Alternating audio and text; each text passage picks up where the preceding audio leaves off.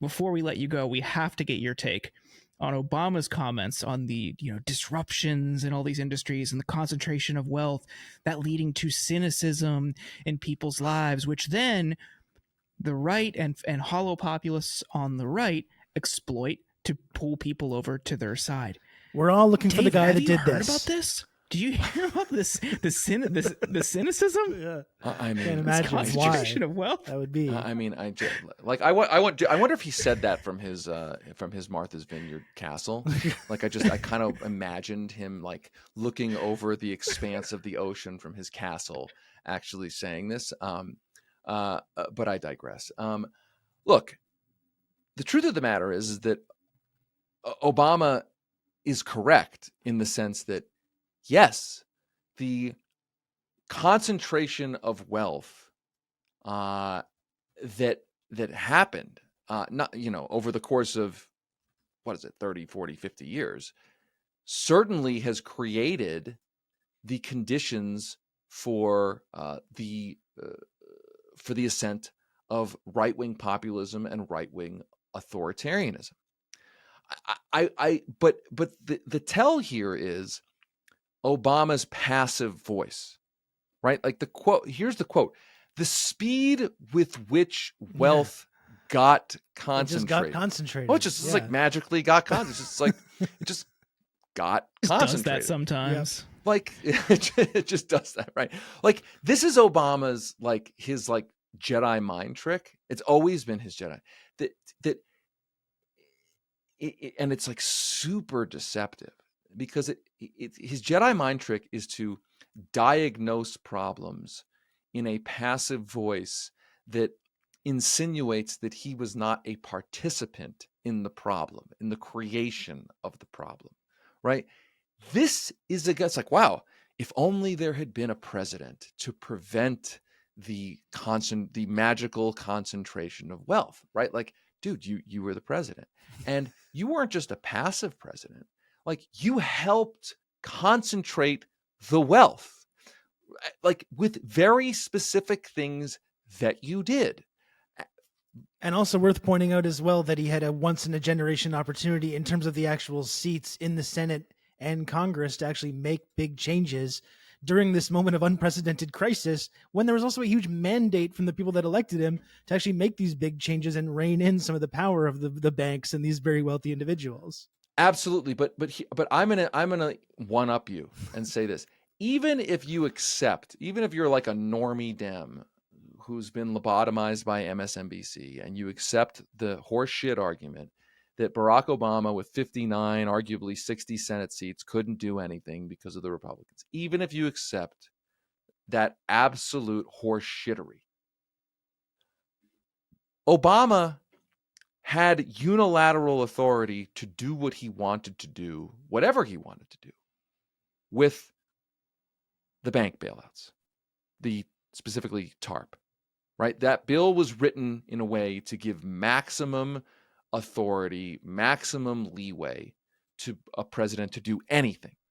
And in fact, it gave him so much leeway that members of Congress who voted for it were pissed off because they thought they were voting to have that for that money to be used to rescue homeowners, and instead it was given to the banks in the form of capital injections and the like. The HAMP program, which was supposed to help homeowners, didn't do that. It was built for the banks to essentially slow but not end foreclosures. I could bore you with all these details, but the point is that Obama could have come into office and said, listen, even if I can't get anything through Congress, I'm going to take all of TARP and I'm going to make sure that it's focused on only helping homeowners. That's what I'm going to do with it. He didn't do that.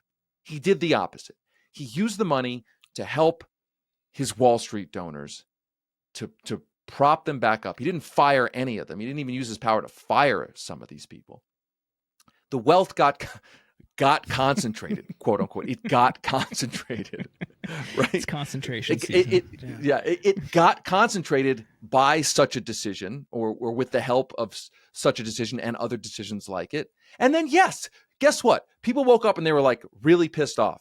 So when the Tea Party made its bullshit arguments, we're against bailouts, and like, those decisions that Obama made helped create those conditions. And the thing that drives me nuts is like, he's diagnosed the problem correctly. He's using a passive voice to pretend he wasn't a participant. And it would be much better if he said, listen, I made some decisions that were bad. I shouldn't have made those decisions. Yeah. Take responsibility. By the way, one last point on this. The biggest insult to injury on all of this was towards the 2010, I feel like I'm the only person in the world who can remember this, me and Neil Borofsky, who was the TARP Special Inspector General.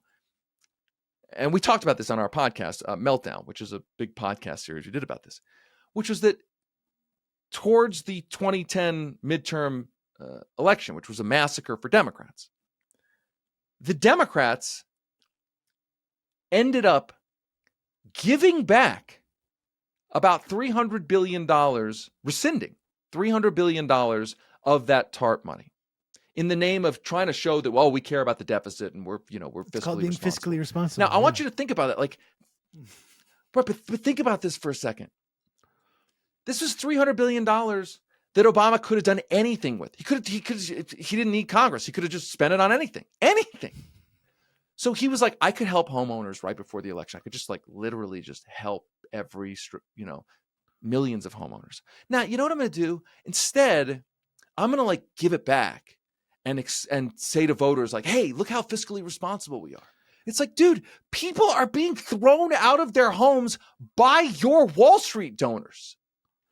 And your big move, hey, look how awesome I am move before the election was oh, you know what? I'm taking all this money. Well, I'm not giving it to anybody. I'm just giving it. I'm not going to help anybody with it. I'm just going to give it. I'm going to look at me. I'm fiscally responsible. No wonder everyone or lots of voters were like, yeah, you know what, dude, fuck off. Right. We're just going to vote for these assholes over here. Or just they're lying to us and they're, yeah, but at least they're not doing this. And they still complained about the deficit anyway. Well, that's the thing. Exactly. What you forget, David, is that when Obama did that, he of course convinced Republicans that he was fiscally responsible, and then they would be more convinced to work with them on sensible bipartisan compromises. So, but there's egg on your face now thinking about that. I know that there are some people who are like, well, if it was such a bad move, why did Obama get reelected in 2012? And my answer to that is because Obama is one of the luckiest politicians who ever lived in this way. He ran for, he ran for election in 2008. His big achievement, political, electoral achievement, in my mind, was defeating Hillary Clinton in the primary. That was actually really hard. That's not lucky to draw a primary challenger as powerful inside the Democratic Party as Hillary Clinton. But now you're the Democratic nominee after 8 years of Bush, right?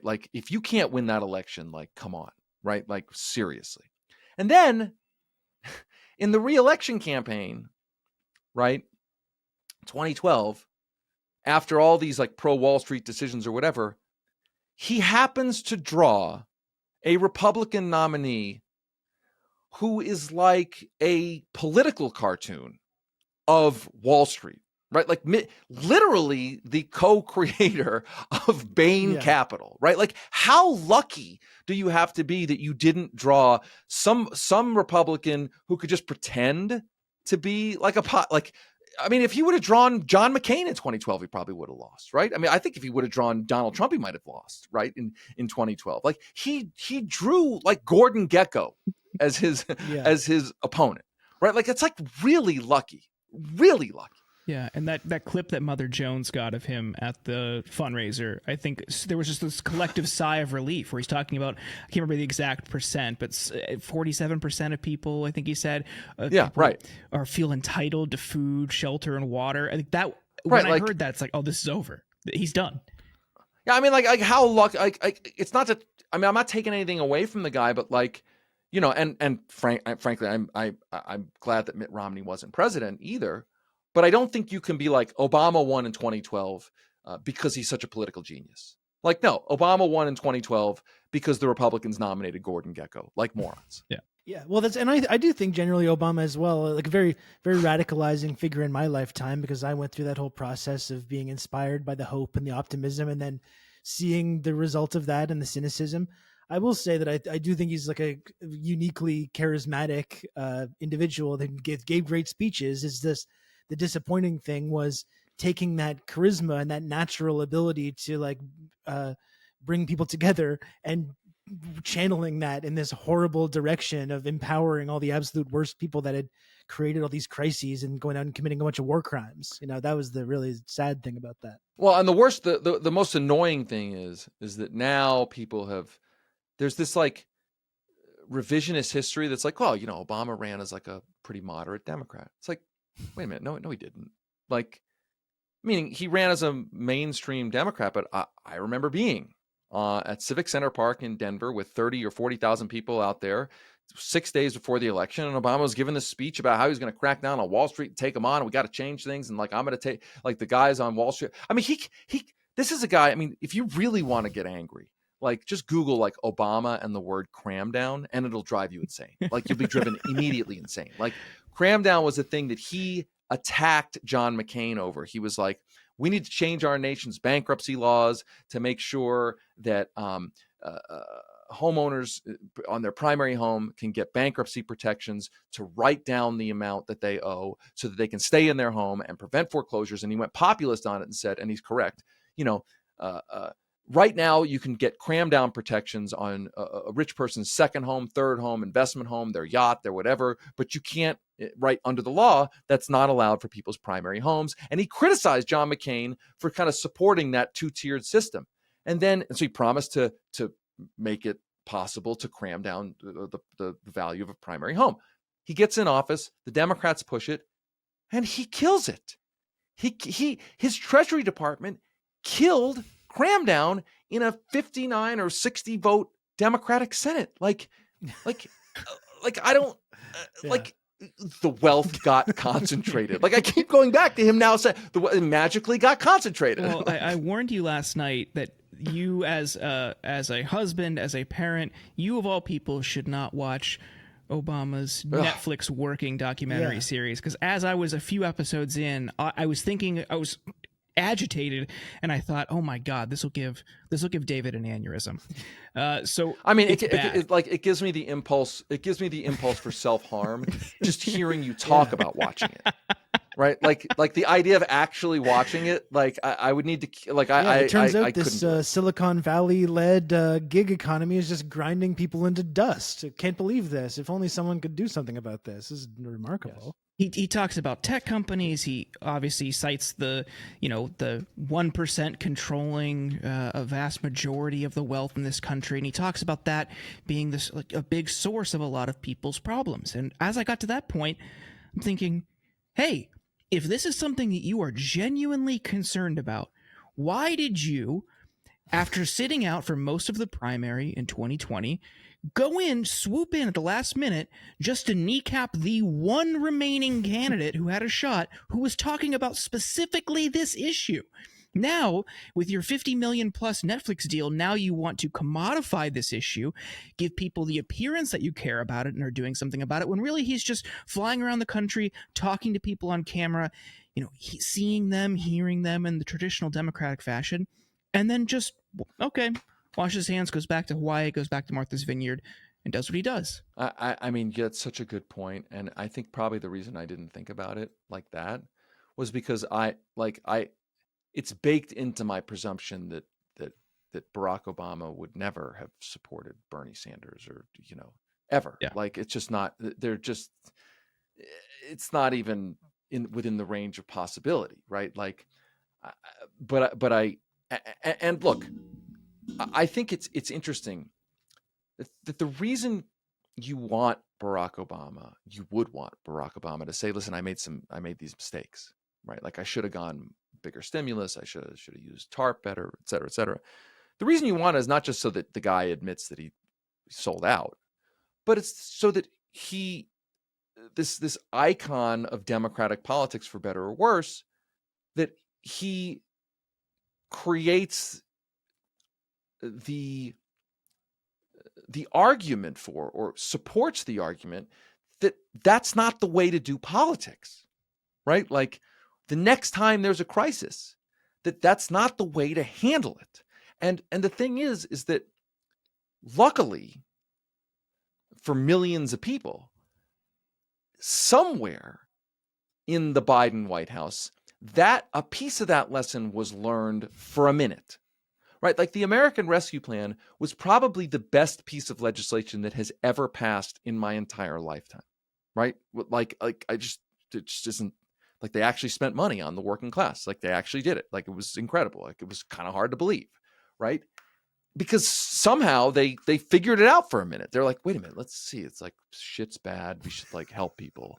Like maybe that'll be good politics. And then it was like, we did it. And then it was like Joe Biden's numbers skyrocketed. I was like, wow, this worked.